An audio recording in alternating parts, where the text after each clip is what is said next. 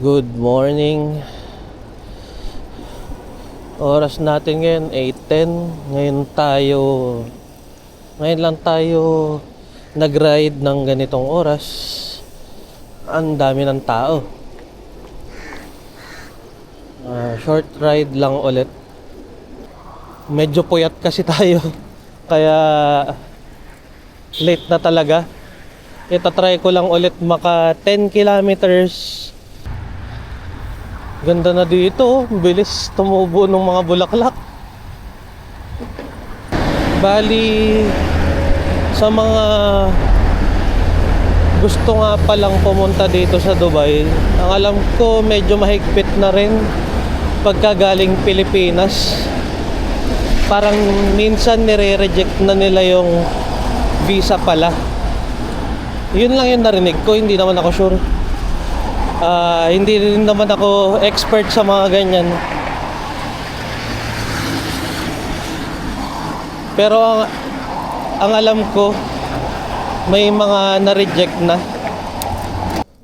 Dito kasi talaga ako madalas pagka magbabike.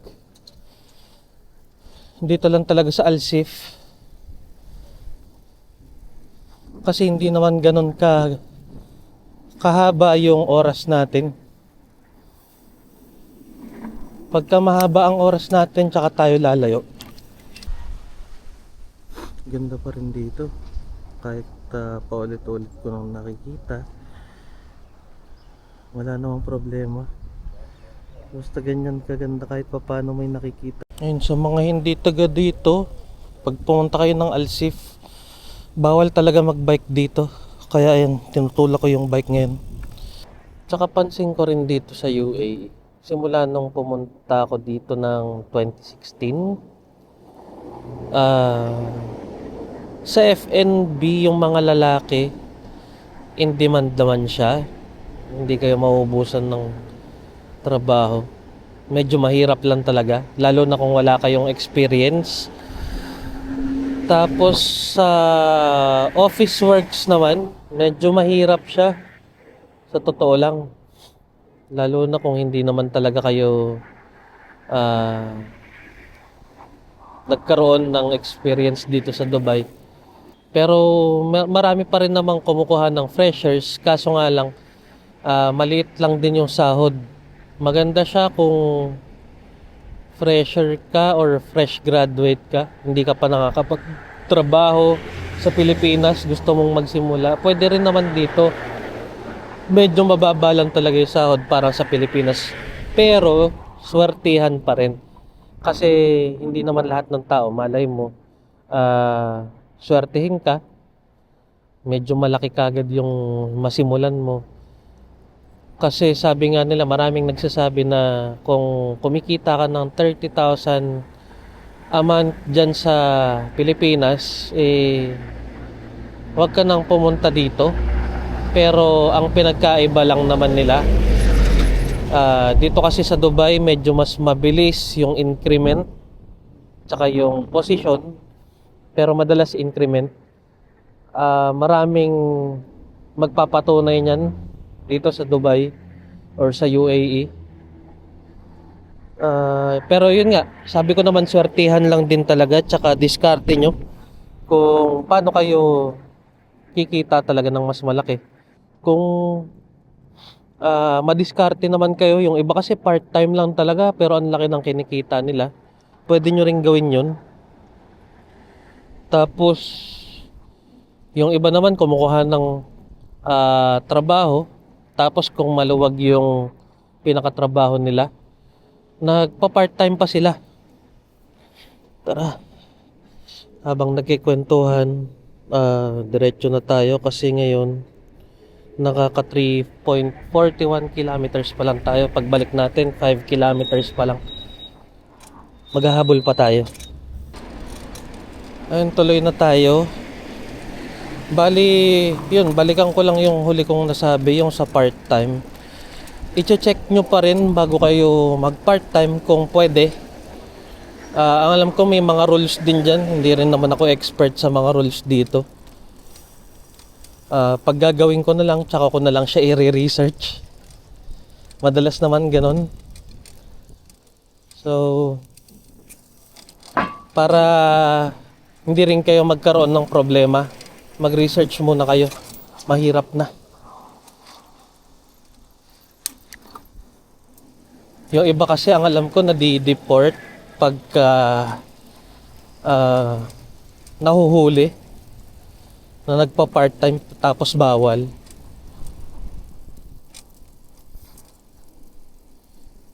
Tapos kung may kakilala naman kayo dito sa UAE or may mga kakilala kayong talagang nagpa-part-time na matagal na, pwede kayong magtanong sa kanila. Alam naman nila yan. Medyo tirik na nga pala yung araw. Tinatry natin mag ND32. Ayun, hindi ko naman habol yung motion blur sa video. Ang gusto ko lang i-record yung mga videos ko. Pero pag-aaralan ko pa rin naman kung paano pa mapaganda yung videos natin. Bali na banggit ko na yung sa lalaki. Yun nga, depende.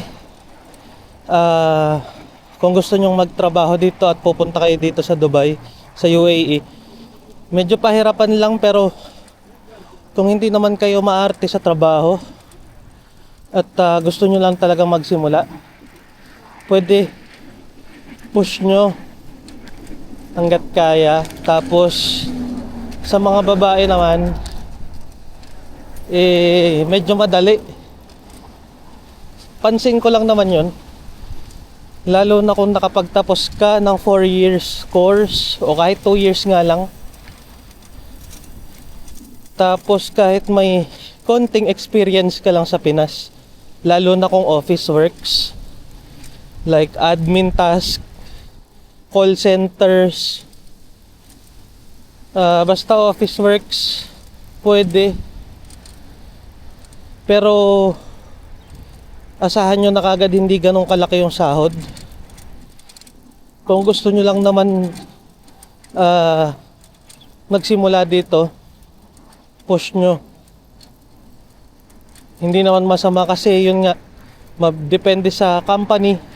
Mabilis naman ang increment dito. Maganda ang benefits, lalo na sa medical. Basta swertihin lang din tayo sa company. Kahit nakakapagod magbike, ang saya.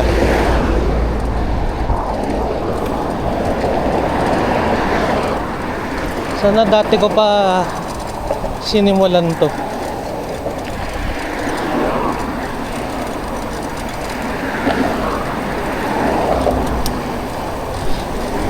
Sa mga siklista talaga dyan,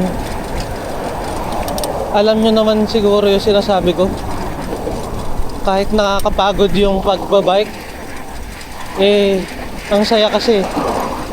Yun nga, lalo na dyan sa Pilipinas, ang dami kong napapanood sa Pilipinas na ano yun, nagwa one shot challenge sila.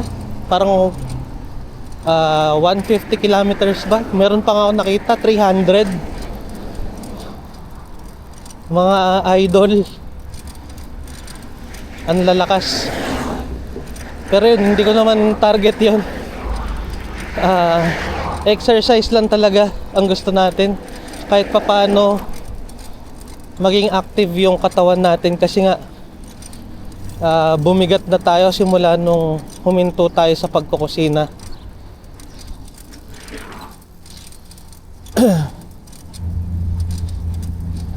Dahil nga sa likod ko nagkaroon lang ng problema. So ito yung spot na sinasabi ko. Siguro makikita nyo to sa video. Yung nag-testing tayo ng night videos, super night mode, normal mode na pang gabi. Dito natin tinesting yon.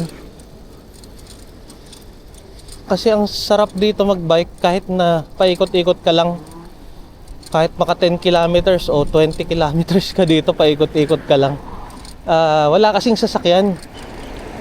Pero kung magsisimula kayo dito sa Dubai at bago kayo dito, Mas maganda siguro kung kahit papaano may kakilala kayo. Kahit hindi nyo naman i-goal na magkasama kayo sa bahay, pero mas okay yan. At least may magga-guide sa inyo. Kahit kaibigan lang para may tutulong sa inyo kung paano gagawin kung nasa ganitong senaryo na kayo.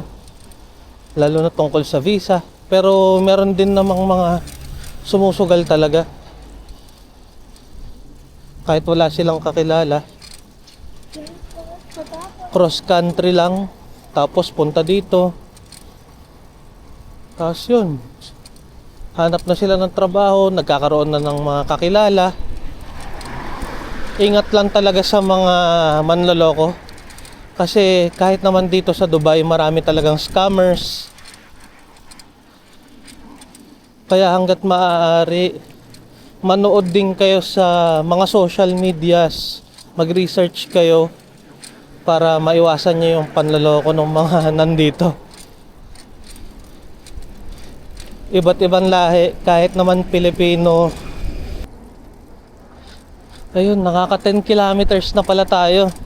O, pwede na nga talagang umuwi. Para makapagpahinga pa tayo. Kasi may pasok pa tayo mamaya.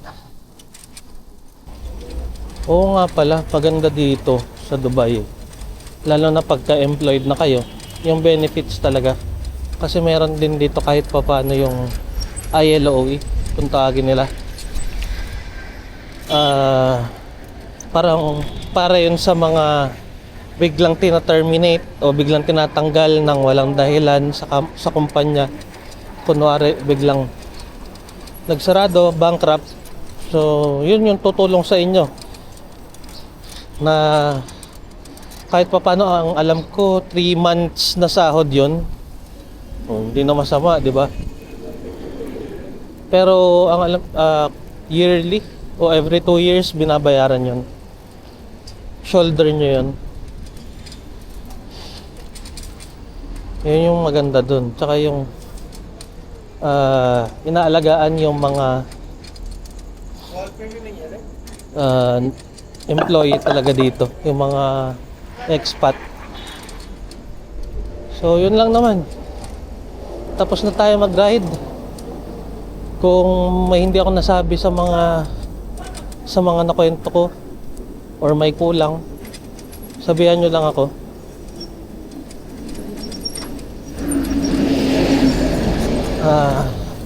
Salamat.